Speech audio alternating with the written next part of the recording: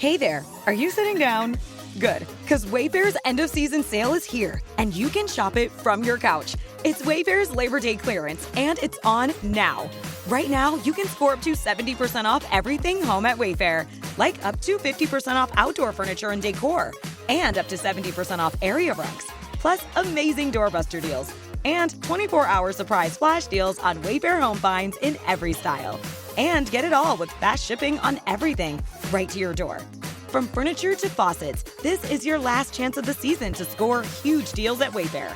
Don't let the final days of summer pass you by without shopping these end-of-season savings. So don't wait. Like summer, these savings won't last. Head to wayfair.com today to score up to 70% off everything home. Celebrate your holiday weekend with can't-miss savings before they run out. Shop Wayfair's Labor Day clearance now through September 2nd at wayfair.com.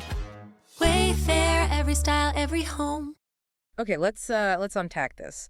The Persian Gulf. It's often described as a powder keg, right? Yeah, absolutely. And this recent direct military clash between the U.S. and Iran, it's put nations like Qatar squarely in the crosshairs. Exactly. We've got these sources you sent describing the immediate aftermath of everything. Erratic events, definitely. Right.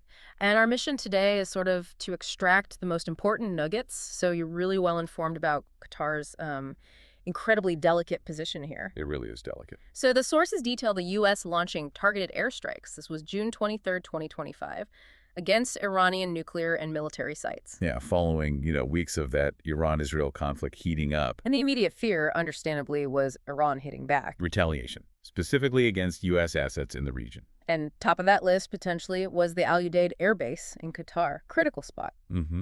And what's truly fascinating here, I think, is Qatar's position. It's uniquely delicate, but also pivotal. Well, if you look bigger picture, Qatar is, small, but incredibly wealthy, a peninsula nation. And it plays this very pragmatic foreign policy game. Right. It keeps strong ties, diplomatic and economic, with Western powers and regional players, including Iran. So juggling opposing forces. Exactly. Navigating these complex, sometimes contradictory alliances. Right. It really makes you wonder, how does a nation balance that without, falling over? That's the paradox, isn't it? Because the material we have clearly shows Qatar as a crucial U.S. ally, strategically vital. Oh, undoubtedly. It hosts Al Udeid Air Base. That's the largest U.S. military base in the entire Middle East. It's a central hub for the Air Force, coalition operations. And C&T-COM's forward HQ is there. Right. U.S. Central Command. It's this massive logistics command control center.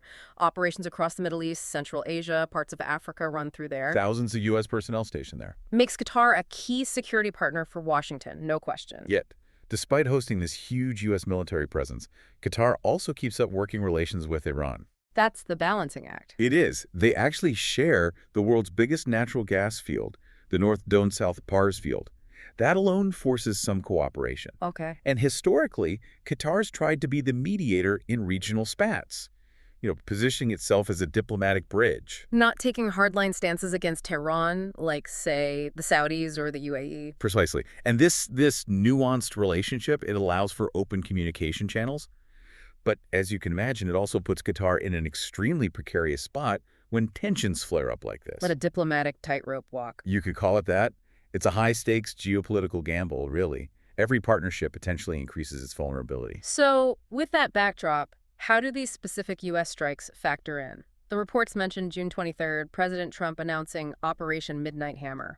A series of precision airstrikes. Against Iranian nuclear and military sites. Targets included Fordow, Natanz, those nuclear facilities, and various IRGC bases, missile sites. IRGC being the Islamic Revolutionary Guard Corps. Correct. And the justification given by Trump was Iran's provocative and destabilizing behavior, their role in the Israel-Iran conflict escalation, and alleged direct threats to U.S. personnel. So the U.S. strikes, and immediately after, the international community just held its breath. Waiting for Iran's response. Exactly. Bracing for it. You had Supreme Leader Khamenei, IRGC Chief Salami, vowing, quote, crushing and painful responses. Strong words. Very. And warnings were issued. Proxies could act, or maybe direct missile strikes, potentially targeting U.S. bases in the region. Which brings us back to Qatar. Right. The critical concern for Qatar was, naturally, that Al Udeid Air Base just southwest of Doha would be a prime target for any retaliation. And it makes sense why Al-Udeid would be high on that list. Our sources confirm it's been explicitly mentioned in Iranian rhetoric before as a potential target. Given its importance, yeah. It houses the CAOC, the Combined Air Operations Center. That oversees all U.S. and coalition air missions across that huge Sea and Tamam area. Massive responsibility. Plus, it's a major logistics hub.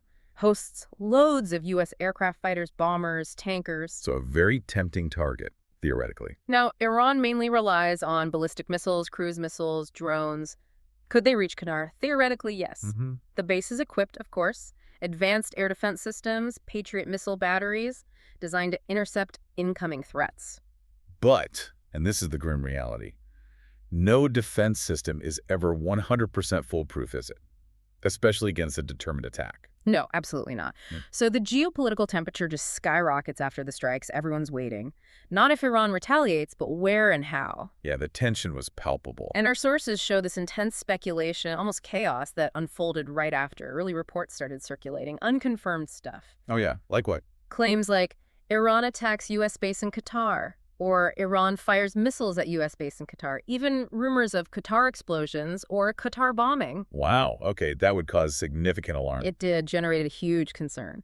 Which really makes you think about how information and, frankly, misinformation spreads like wildfire in a crisis. Definitely. So fast forward just a bit to June 24th. What's the official word? Well, official statements came out. Pentagon, C8TCOM, the Qatari Ministry of Defense. And major news outlets on the ground. Fox, CNN, BBC, Al Jazeera. All of them. Categorically denying any direct Iranian missile strikes or attacks on Al-Udeid, or any other U.S. base in Qatar, for that matter. Okay, so direct hit on Al-Udeid didn't happen, according to official sources. Correct. So what did cause all that confusion, those false alarms? The documents we have point to a few things. Okay. One, all U.S. bases in the region, including Al-Udeid, were on extremely high alert, understandably. That creates tension, maybe misinterpretations. Makes sense. Heightened vigilance. Two, there was increased activity by Iranian-backed proxy groups, but in Iraq and Syria, not Qatar. That could easily be misattributed in the fog of war. Right. Actions elsewhere get conflated. And of course, you've got misinformation, disinformation campaigns. They always thrive on social media during high-tension moments like this. The digital fog of war. Exactly. Plus, there have been past attacks by Iranian-backed groups on U.S. bases like al-Assad in Iraq, so maybe people jump to conclusions. That history could definitely contribute to rapid, maybe unconfirmed assumptions. Well, what about those reports of airspace closures over Qatar? Yeah, there were unconfirmed reports of Qatar airspace closure, likely just temporary precautionary measures because of the high tension. Qatar Airways flight kept operating, maybe with some rerouting. Okay, so the immediate takeaway seems to be extreme tension, lots of noise, and maybe deliberate disinformation, but no direct Iranian strike on Qatar itself. That's the picture painted by the official statements and major reporting, yes. The fog of war definitely extended to the information space. Initial reports were messy. Right. Now, zooming out a bit, even without a direct attack on its soil, this whole U.S.-Iran confrontation must have significant knock-on effects for Qatar, right? Yep. Economically, diplomatically. Absolutely. Big time. The escalating conflict immediately caused volatility in global oil markets, WTI prices, Dow Jones futures. They reacted negatively. Investor anxiety, worries about oil supply disruptions from the Gulf. Yep. Major stock indices like the S&P 500 felt it too. And energy giants, Chevron and others, they're watching this very, very closely. Makes sense. But it's not just the markets, is it? No, far from it. Think about commercial aviation. Continued tensions, even just the threat of retaliation, could disrupt flights over the Persian Gulf for a long time. And Qatar's airspace is vital. Crucial. For Qatar Airways, their national carrier, huge global network based out of Doha's Hamad International Airport.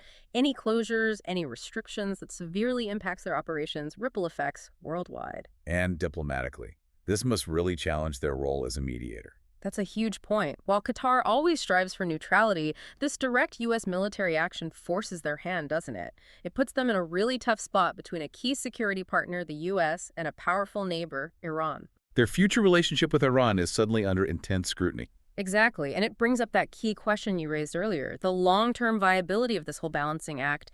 Can they keep walking that tightrope? So the overarching implication here is, even without being hit directly, Qatar faces these profound economic and diplomatic consequences. It really tests the foundation of their entire foreign policy strategy.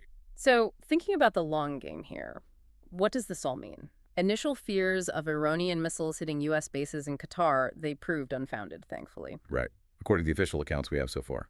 But the underlying threat, the potential for escalation, that remains very real. Oh, absolutely. Yeah. And the U.S.-Qatar defense relationship, it's still robust. Both countries see it as vital for regional security. The U.S. presence provides stability, deterrence. And Qatar values that security umbrella. They invest heavily in modernizing their own military, too. So the partnership is strong. Yes. Yeah. But the long-term goal for Qatar, and really for everyone in the region, has to be de-escalation, a return to some kind of stability. It just underscores Qatar's critical strategic importance, doesn't it? And how vital diplomatic efforts are to prevent a truly devastating regional war. Couldn't agree more. The world's watching closely now.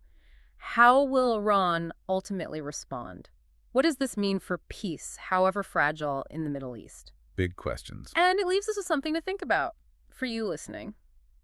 In a world where these global powers clash, how important is it for smaller nations like Qatar to keep up these unique, multifaceted diplomatic relationships, even when it puts them right in the geopolitical crosshairs? Is that strategy being a bridge, not taking hard sides? Is that a sustainable model for stability in the region? Or does it ultimately expose them to even greater risks? It's definitely something to mull over.